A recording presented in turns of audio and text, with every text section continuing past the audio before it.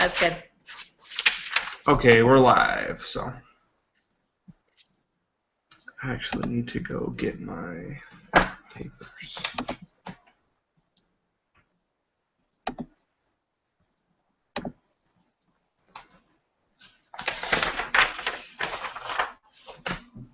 Hey, Kent, how are you?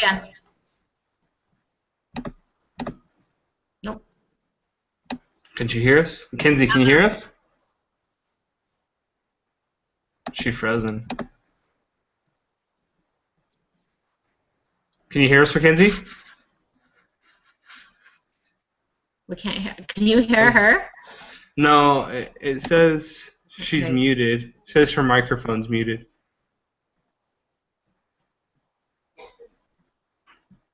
We can't hear you. No, we can't hear you. We can't hear you.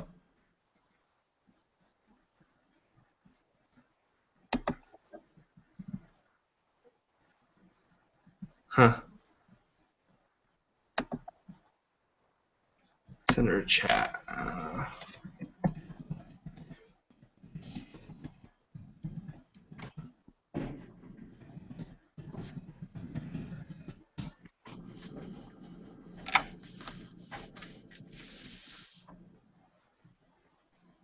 The bar on the top.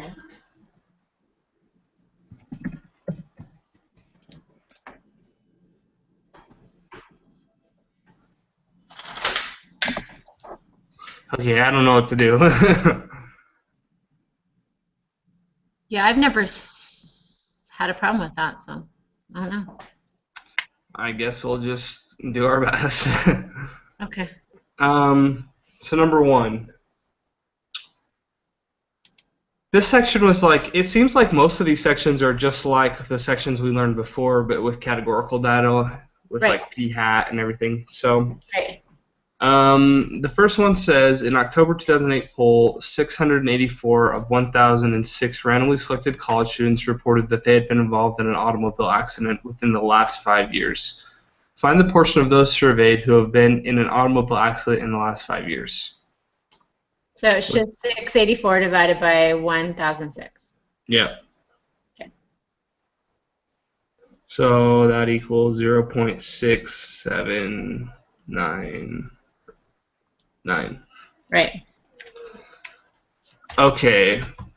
Check requirements in constructing a confidence interval for this data. So we've got to put that number into our degrees of freedom No. Oh. calculations. Because We're doing requirements, though. yeah, and the requirements for this section are p-hat. So you remember the formula that's n p-hat is greater than or equal to 10? Oh, yeah, yeah. And then n minus 1 p-hat is Right, greater right. than. That's what we have to do. Okay. Times 1,006, because that's our total population. Right. So the first one's 683. 1,000 times. Yeah, so that one's good. And then n, so 1,006 times 1 minus 0.6799. It's 322. So, Right. yes, requirements of n. Okay. Determine the margin of error for a 95% confidence interval based on this data. All right, so that's the one that we do. It's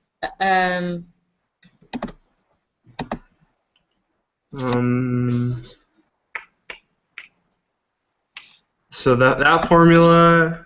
It's z times the square root of p 1 minus p over n for margin of error. So it's m equals z star times the square root of p 1 minus p over n. Okay. Yeah, that's the one for sure. Okay, so z is for 95, so that's 1.69 or 96. Yeah. Okay.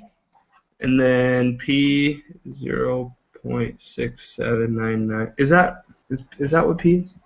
Yeah. Yeah. Okay. P and p-hat are kind of frustrating sometimes. Yeah, Oh, so it looks like based on the data we have, it would be p hat. Yeah. So 1 minus 0.6799 divided by n, which is 1006. Okay. I got 0.028. Yes, I did too. Or if you rounded it, 0.029. Okay. Construct and interpret a 95% confidence interval for the portion of those who have been involved in an automobile accident in the last 5 years. So I don't know, like they gave us a Excel sheet that will construct things. Yeah, it's way easy to do it that way. 684 1006. Confidence level is 95. The whole hypotenuse is 1.6799. Okay, What so do you put on the null hypothesis? I put our p hat value. 0.677. Do you have to put that yet? Are we doing that yet? Yeah, I think you do have to put the null in if you want the 95% confidence interval for that. But it looks like... Okay. Yeah, it looks like that's right, because it gave us... it says it's right, yeah. 0.6, because I worked it out with the numbers, and that's the same thing it has on this, so that's right. Okay. So, how many college students should you survey if you want a 95% confidence interval with a margin of error of no more than 0.015? This is that formula. Okay, so on the test, did you round up on that question that it talked about this? Yeah, I did. Okay, I rounded up too. I was just making sure I did that right. But you can't even see your answers, so... Yeah, n is always you have to have a whole number, and you round up, right? Yeah, 1.96. Oh, in this formula, it's 2m. Right, because we don't have a p-hat. Or because why? Why is it the 2m instead of the other one? It says where the z star is determined by confidence interval, m is your desired margin of error, and p star is an estimated. If no prior estimate for p is available, we can use the formula to compute our sample size. So do we have a prior estimate for p? No, because we only got p hat. I don't think we do because we only have p hat. Okay, yeah, p hat, not p. Okay, got it. So we use the n equals 2 z star over 2m squared. Yeah, so 1.96 divided by 2. Oh, wait, here, Mackenzie. Mackenzie, oh, no. I think that was my wife. Oh, that was your wife. Yeah. Oh, never mind. Okay, 2 times 0.15 squared. Yes. 1.96 divided by... Okay, now, Colton, my calculating skills are really poor. So when you put this into your calculator, do you put a parentheses around it, or how do you do it so it works out? You can put a parentheses around it, but I usually just do 1.96 divided by parentheses 2 times 0.015, and then I just square that number after I have it. And then put the parentheses after that, and then equal it, and then square it. Yeah, and then square it. Okay, that worked. Okay, so 4269. Yep. Okay. Do you ever round down in this case? Because you'd think you'd round down, but you just round up to the nearest whole number every time? Oh, good point. Instead of just leaving it at 68. But it says in here it's 4269. Yeah, I guess we just always round up. That's weird. Unless, is there... Yeah, well, it's 0.44444. Yeah. Yeah. We couldn't have used a different number that we already have shortened, so we're okay. Maybe so now you're interested in testing a claim that over 60% of all students have been in a car accident within the last 5 years. Use the sample information above to use the level of significance of alpha at 0.05. State the null and alternative. So null is P equals 0.6. yeah. And you want to, all the students have been at over 60% of all. So greater than. Greater than. P is greater than 0.6. Okay, compute the test statistic. That's our Z. Well, if you put it into that one thing, Oh, should we just put it into that? Let's see what it does. Okay. 0.6. For the null. Yeah. And then what do we put for X and N? The same ones from above, because they're still the same numbers. Okay, so we have the same numbers and a 95% confidence interval and 0.6. And I got 5.174. Yes. Looks like they rounded, because they got 5.173 and when they computed it. We'll have to just compute it when we do the group quiz. But we know how to. Yeah, because I worked this one out longhand too, and I got 5.173. So when you work it out longhand, it's 5.173. I wonder if there's a way to like make these show more decimals. I'm trying to think. Oh yeah, you can. I can make it show more. How? So there's if you go up, there's a thing that says number up in your like where you can change the font size and everything. Okay, yeah. And if you go there, you can. There's these little like zeros with an arrow pointing to the left. Yeah, that's an increase. Increase. Yeah, but even after they computed it, I increased the z-score, but it still says 5.174 on there. Okay. Well, that's weird. Yeah. Okay. But in order to do it, we would just do our p hat minus p divided by our standard deviation, like we did yesterday. Right. That's how we get the z-score. Yep. Yeah. So determine p-value based on a test statistic. Sketch your p-value on the normal distribution curve. Okay. So the p-value is 0, so it's like really, really little on the greater than side. Right.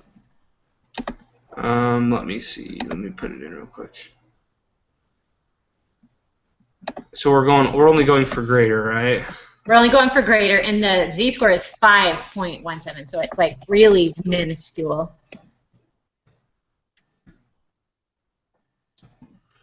Yeah, so the p-value is like, 0. Yeah. If you rounded it. Okay. So what decision do you make about the null hypothesis? So you reject it. Yes, because it's way smaller. Yeah. State your conclusion. So Yes. then we would say that there is sufficient evidence that more than 60% of all students have been involved in a car accident. Right. Okay, cool. Group quiz.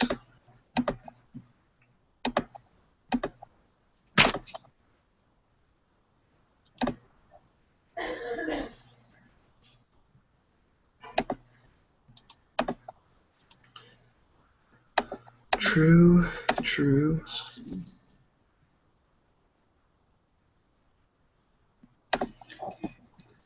Proportion. The first one is p hat, right? True population proportion.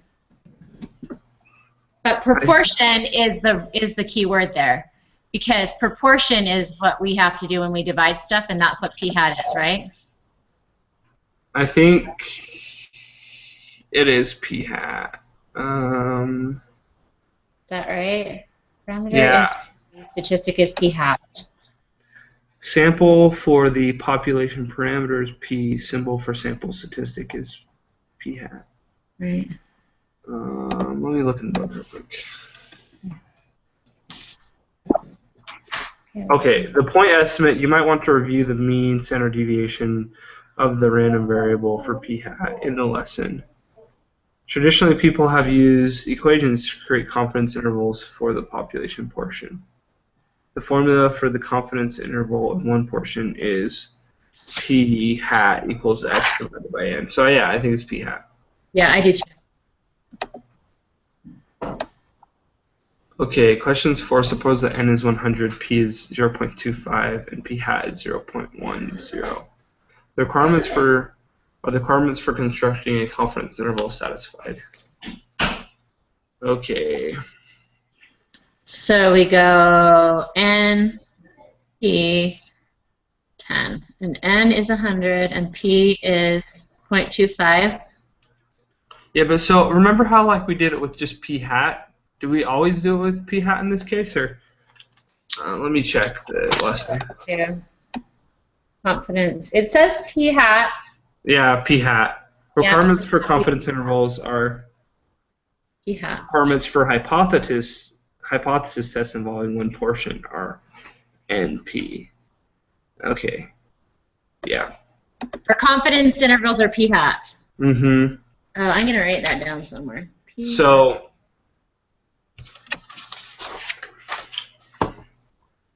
and p for hypothesis. Yeah, that's gonna be something we'll need to know. Okay, yeah. so 0.1. So the first one is 100 times 0.10. So the first one's actually 10, right? Yeah, so the first one is 10, and then The second one is 100 minus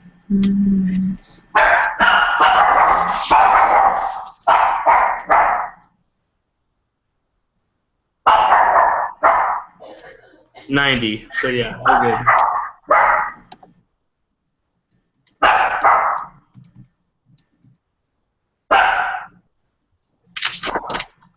Is that what you got? 1 minus p hat, and I did 1 minus 0.10. So 100 and then 1 minus 0.10. Yeah. Oh, I put 01. Let me do it one more time. I think I put 01 instead of 10. 100.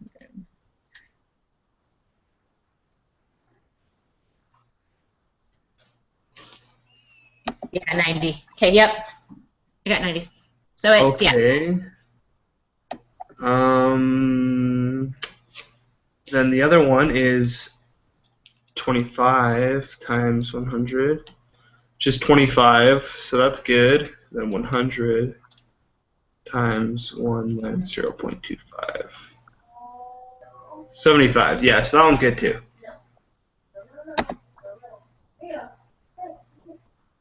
Yep, 75 and 25. Okay. A study of the first-degree murder trial was conducted in another state. A random sample of 60 people on trial for first-degree murder were taken. Of these, 45% of the defendants were found guilty. Use this information to answer questions 6 through 8. Find the portion or the point estimate for the first-degree murder defendants who were found guilty in this state. Okay, 45 out of 60. 0.75. Yeah, 0.75. So you put 0.750 since it says round to 3. Yeah, I don't know if they're marking us off for those or not, but it'd probably be good. Okay. Okay, create a 95% confidence interval for the true portion of first-degree murder trials in this state. So should we do it longhand or should we use the app? Well, I mean, because it gives us Gives us all the stuff. yeah, so let's try the app. Let's see what the app says. Okay. 0.75. That's all we got to change is 0.75. Well, we have to put the x and the n in, though. Oh, yeah, we do. So the x is 45, right? 45, yep. And the n is 60? 65 or 60? 60. And then confidence level is 90, and hypothesis, what's hypothesis? I think that's 0.75. I don't know. It doesn't change it. It doesn't change it? Okay. No, it doesn't change it. It could be anything. As I'm putting in random numbers, it's not changing the Oh, confidence. okay. Okay, so we got 0.640 and 0.860. Yeah, 640 and 860.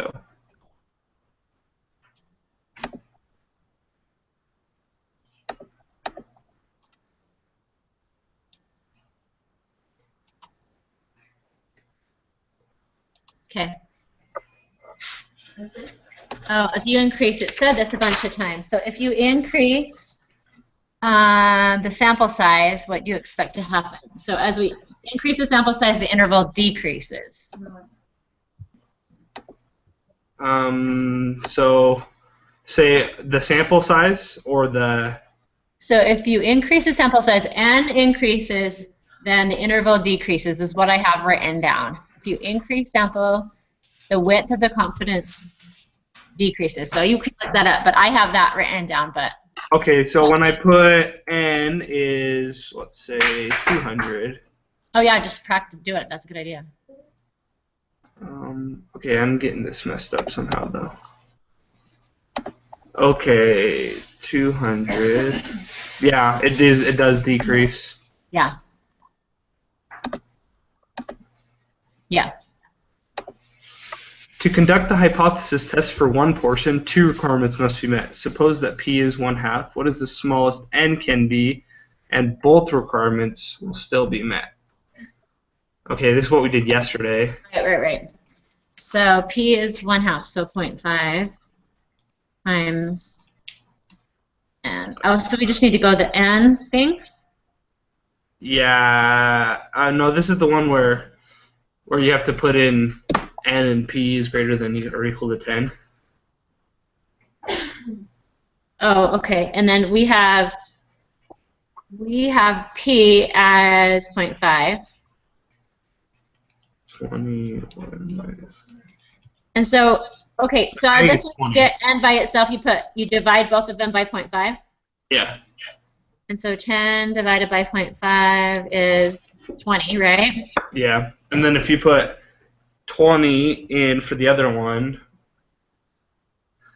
minus 1, or I mean times parentheses 1 minus 0.5, you'll get 10. So I think 20 is the lowest it can be.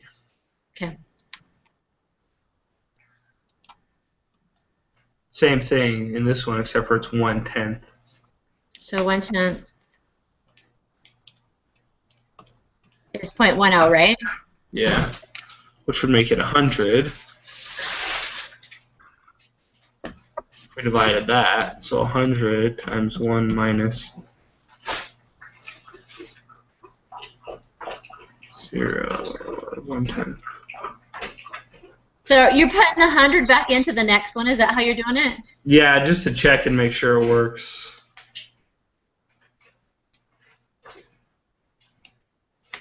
But this one might not be 100 because. Okay, so if you don't put it 100, if you don't put 100 back in and you just do it like from the n part minus p, so how would you work it that way? We need to know the n, and we have the p is 0.1. So how do you work that equation? Well, we only know our p, so Right. what I'm doing is I'm putting both equations. I'm plugging in our p and solving them. Right. And How do you plug in the p to the n 1 minus the 0.1? How do you do that? Well, the p is the same. The p is the same Right. in both equations. So how do you get the n on one side? Do you divide it again? Yeah, so you'll do 1 minus your 0.1. p, and then divide that number, 10 divided by that number, whatever that number is. Okay. Which in this case is 0.9, so 10 Divided by 0.9. would equal 11, 11. but Right. that wouldn't work because 11.11111 plugged into our other equation, so times 0.1 would equal 1, so it doesn't work. So the lowest number we can get on that one is 100. Is 100. So you just solve for both of them and then chime in each one Yeah, and whichever one works. for both of them. Yeah. Okay. Okay, so for equations 11, use the information. For the water quality study in the reading, about 60% of microinvertebrate water quality indicators have historically been associated with good health. The research suspects that water quality in the area has decreased. They conduct a hypothesis test using an alpha level of 0.05 with the following hypothesis. They collect new data, and n is 80 and x is 38. Are the conditions for a hypothesis test satisfied? So our p-value is 0.6. So we got to plug that in. And it looks like our 6 and our n n is 80. 80. 80 times 0.6 is 48, so that one's good. Then 80 times 1 minus 0.6 is 32. So yes, they're true. They're satisfied.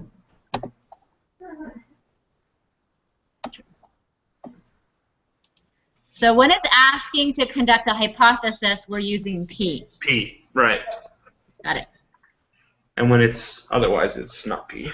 Okay, so this one's asking what P hat is, so we're going to take 38 divided by 80. 0.475. 475. Okay, and then we'll find our test statistic. We'll probably do it longhand because it's been kind of dumb lately. 475 minus. So 0.475 minus 0.6 divided by. And when we do it longhand, we do on the bottom, is that still P and not P hat? Yeah, it's all P. Yeah, it's P. Okay, so the P hat on this one is 0.475 minus 0.6. Square root is 0.6. 1 minus 0.6 over n, which is 80. 80.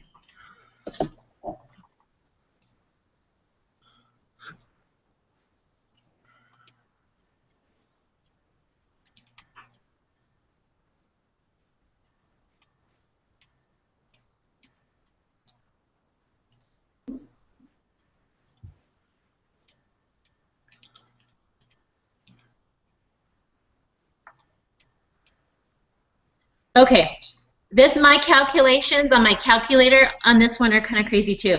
So if you go 0.475 minus 0.6, and then can you do the whole calculation in one on your calculator? I think you can, but there's a lot of parentheses involved. So usually I just find the standard deviation. You just figure the one out first, yeah. And then, okay.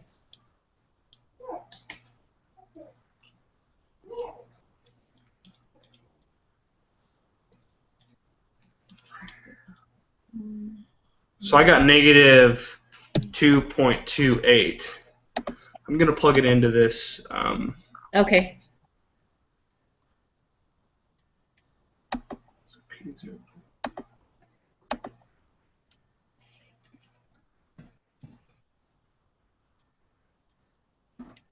And it is P is less than, so that's right. And 38 and 80.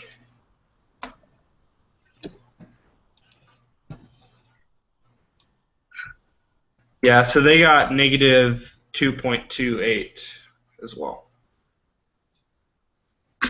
2.282. What did you get? Okay.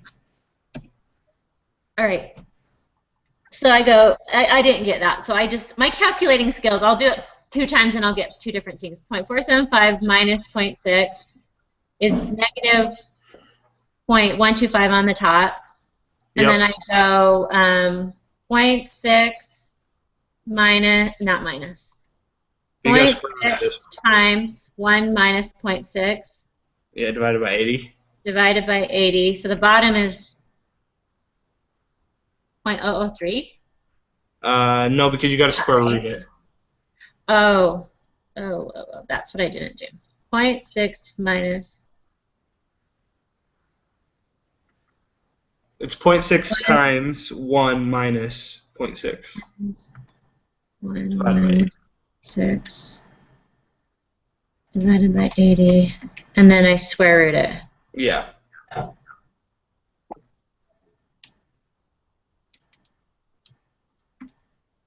Is that like the 0.50547?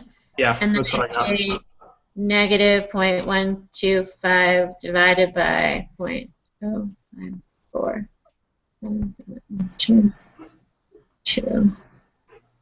5.6. Okay, what did you get again? Negative 2.282. Okay. Is that what you got? Yeah. Okay. And is That's that what what that's what the the machine got too. Yeah. Okay. Negative 2.282. So what is the p-value for this test? So it's less than.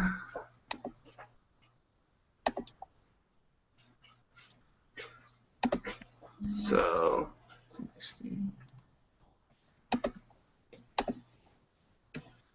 2.282. So I got it's 0.0112. Okay, did you put it on the app? Yeah. So you have the X is 45, the N is 60, the confidence level is 95. Do you have the null hypothesis as anything? 0.6? Yeah, the null is 0.6. And then less than, and we're looking at what? The p-value? P-value. You have to divide it by 2? No, because in this case, on the Excel spreadsheet, it tells you that when you're doing your type of test, you can It put does it in for less you. than, yeah. Right. But I also put it into the normal probability applet, and that's what I got as well for So, negative 2.282, less than that. okay, but my Z, when I have it on here, my Z is 2.372. So do you have X is 38, N is 80? Oh, no, I didn't change those. Okay. 38 and N is 80. And then 95 and 60. So it's negative 2.282, and then the p-value is 0.011. Yeah. And when I plugged our z-score negative 2.282 into the normal probability applet and shaded left than that, I got the same p-value, 0.011. Okay, perfect. What is the Okay. decision to reject? Which of the following? Sufficient evidence. Yeah, there's sufficient to conclude that water quality in the area has decreased. Yeah. Well, has it? It has decreased it because that's what they're testing. Yeah. Water quality has decreased, so we're trying to see if it has. So yeah. Okay. Perfect. Failed to reject. That's right. P is 0.475. True. 120. Think those look good? Yeah, they look good to me. Okay. 0.75 true p hat. Okay. Submit. Do it. Taking forever to submit. Okay, so 3 is the one we got wrong. Which one's 3? Mine hasn't even submitted yet. The symbol for the true population proportion is? I thought it was P, but it was confusing me because this lesson's all about P hat. So it must just be P. Because P hat it does. It says it is P. Yeah. Yeah, because P hat is the sample population. Mine didn't even Not submit. the true. So the keyword there is true versus sample, probably. Yeah. Okay. Mine has not submitted yet. I don't know why. So I might have to exit out of it. So will you keep yours up for a second? Yeah. I don't get this, why it's doing that.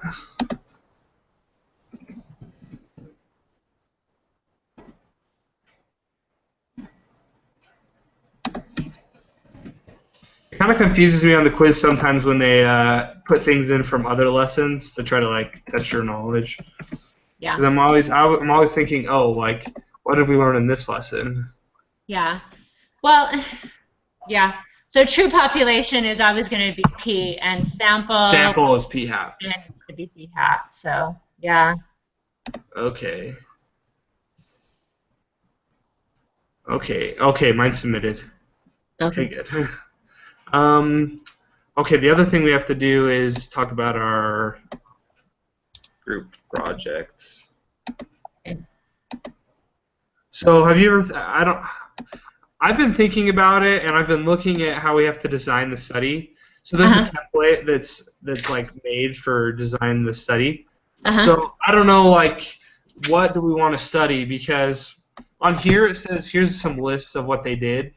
One Okay. person said, "Are there 100 chips in every bag of Chips Ahoy?" And then two was, "Are brand A paper towels stronger than brand B?" And then the other one is there a difference in the price of books at the BYA Idaho bookstore compared to those available online? Another one said, are men or women more likely to walk on the grass if they are walking behind someone who walks on the grass? Are distribution of colors between plain and peanut M&Ms equal? So I Okay. don't know what do you guys, what are you guys thinking? Because we can do, like, we're basically have to choose if we're going to do an observational study or an experiment. Right. Well, I think an So experiment is going to be a little bit more inclusive, isn't it? yeah, and the experiment's going to actually like get you somewhere. Like Yeah. it's going to be new data. But if we're doing an experiment, it's going to be hard because you have to collect the data somehow. Right. Right. And otherwise, So you just have to observe it. So, right, and collecting data could be hard depending on. I mean, and this I don't know how depending on what our thing is. our group is. Well, who do you collect it from? I mean, Yeah, that's it the would big be depending on it would depend on what you're studying. right. Because like you can do surveys and whatnot, but we kind of want to do something that we can all collect data on Right. because we all have to do that individually. Right. So, where are we going to collect our data from? I mean, Yeah, you guys have like all the students and the housing like they've done before and the right. UI stuff. I mean, I guess I could do it too. It's mainly online, but So what? So where do you work at? I work at a school district. Okay. Trying to see. I was gonna see if wherever you worked would be something we could all study somehow. Yeah. I work with diabetic kids, so Okay, uh, that's a cool job. yeah, it's really fun. Yeah. So I don't know. That's where I'm like, what do you want to do for our study? I've been thinking about it. I was gonna see if you guys had any ideas for studies. Yeah, Because I was thinking of like one, just because I saw a commercial for it, where the study was like, are people more positive about the future or more positive about their past? oh, that's cool. That's But that's interesting. but the way that they did it was the way that I think we could do it to collect the data would be just like create a survey either online, like with the survey apps that they have that you can create, like Qualtrics or something, and post it on like Facebook and whatnot. But basically, the questions that I was thinking were going to be like, you basically, how would I do this? I had an So like idea, but I don't remember. some of them would be towards your past and some towards your future, right? And then the more Yeah. So answer, the question I think that I was going to say was, are you um, something about like state something like negative about your past or something like you don't want to say state something negative because then you're like biasing the information. So I right? had an idea of what to do, but I can't remember what it is now. That would make it non-biased. That would be interesting. That would be an interesting study. The Okay. studies I've looked at a lot have to do with diabetes, so mine are all having to do with health. Well, that wouldn't actually be a bad idea because like it would be good to do a health-related one. Uh, I mean, because I'm trying to apply to medical school, and one of the things that they're like really big on for medical school is having with a research. research project that Yeah, you've done. So right. if we could do a medical-based one that would work really well, then I wouldn't be against that. I'm trying to think of how you would do something that had to do with diabetes awareness or diabetes about blood sugars, but you can't really do those because people usually don't know what their blood sugars are. So Right. Well, we could do a study on that, and we could say, or I mean, we could do a study that's like, are you aware of like, are people aware of the risk of which diabetes are you talking about, type 1 or type 2? well, what the prevalence is insulin Resistance. resistance is epidemic. Is an epidemic, and people Yeah. are I mean, it's rising at an exponential rate. Right. Right. And that's probably what people don't realize. And I don't know what that would be an interesting study just because there's so much research on that. And it's estimated that like I can't remember what it said, but like Yeah. I've been like talking about it in my class too. 3/4 of the population's gonna have insulin resistance already. Right. So, Right. so I mean that would be an interesting one. I could look at some of the things. I've been taking some online classes on that. I could kind of look at what the direction they're going in. Yeah, if you want to do that and then get back to me before, or maybe like sometime today or tomorrow, and then we can develop a research question because I think that'd be really good. And I think we should just, like you said, like diabetes awareness is a good way to go. So I think you can ask anybody questions about diabetes awareness and see how aware they are. So we could like get a question specifically on how aware people are of that.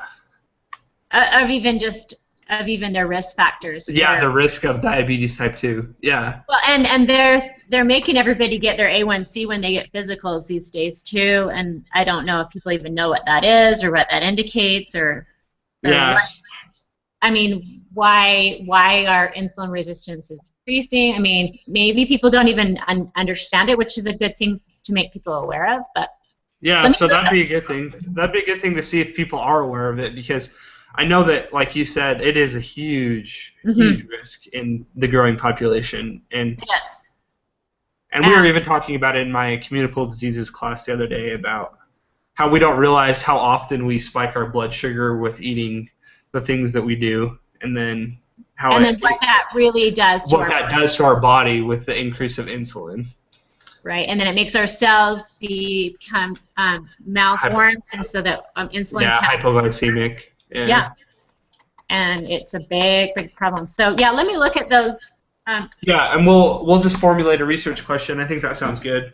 Yeah, I think and we can both help you with your medical stuff. So. Yeah, and I think we can all collect data on that. I think we can do really well with this. That's a good idea. Okay, let me look at that, and then I'll get back with you today. Okay, sounds good. Okay, see ya. Bye, Kenzie.